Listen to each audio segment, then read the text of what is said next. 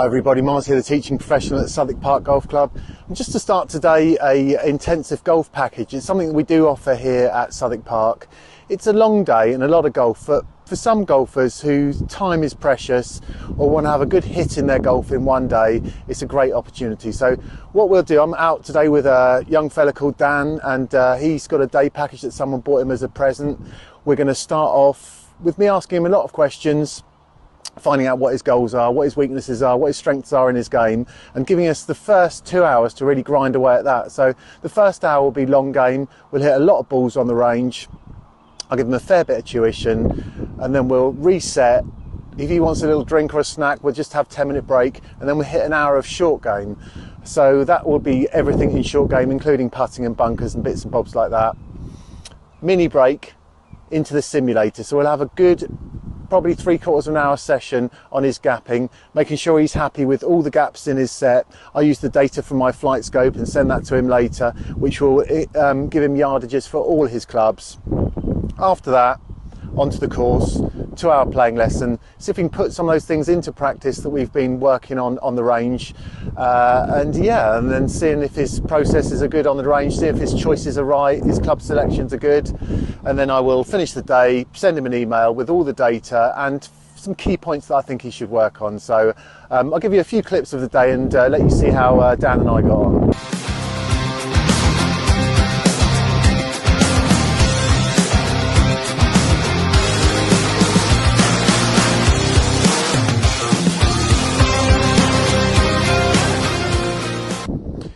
So Dan's just warming up a little bit. He's hitting his first few shots. We've had a little chat about what he wants to achieve. He's going to have a little bit of trouble keeping the face square through impact. That looks like a little problem we'll try and address probably first. He wanted to work on his compression. I can just see that he's just crunched a nice little divot there, so that can't be too bad.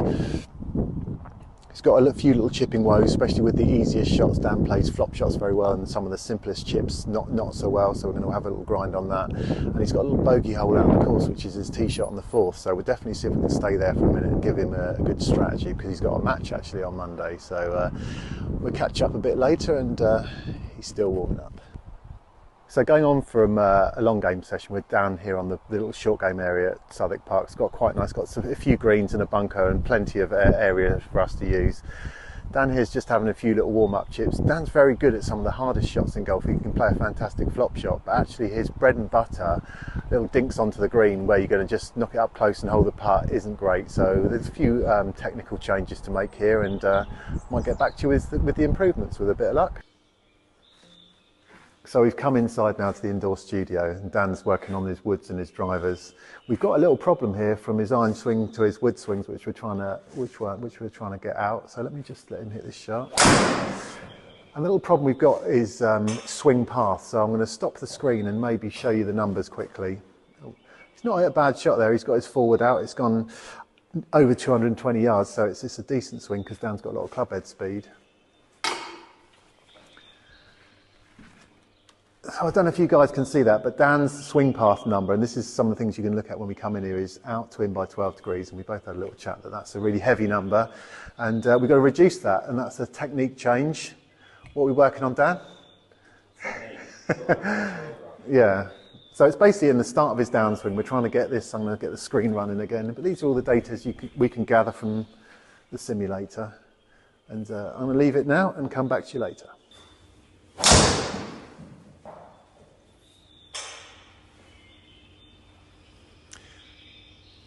Dan was feeling confident and wanted me to film one shot, so he seems to have hit that one 285, but crucially, and much more importantly, his swing path number out to in 2 degrees with 108 miles an hour of club head speed. So yeah, he's not a bad 17 handicapper.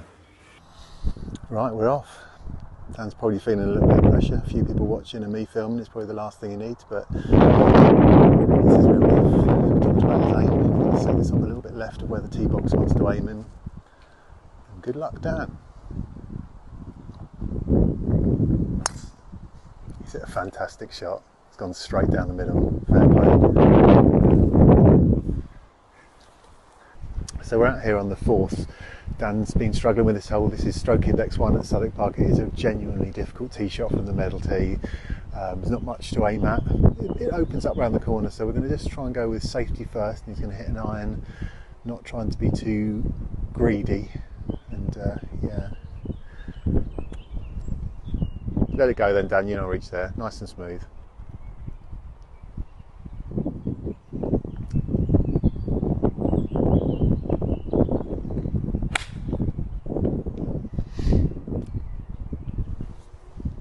You got another ball, Dan? It's a bit tight down the left hand side. I was going to stop you because of just where you're aiming, but let's go again. So go through your routine, because the actual tee box itself makes you point quite a long way left here. You've got to ignore that. So do everything off the line of your bottom edge. Still a bit down the left hand side, Dan. Bring around a little bit. Right, just back onto the range again, come back away a bit and straighten those arms. Right, okay, come on. Just commit to it now.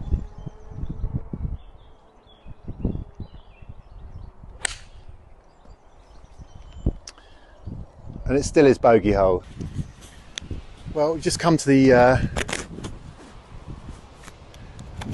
end of our little playing lesson now. Dan's on the 11th hole here. Played some great shots. One of the things we learned that probably one of the safest things you can do is hit a driver off the tee, which isn't always the advice to people. But yeah, he's hit some great drives today. Almost drove a couple of the par 4s, so for a higher handicapper it's quite impressive.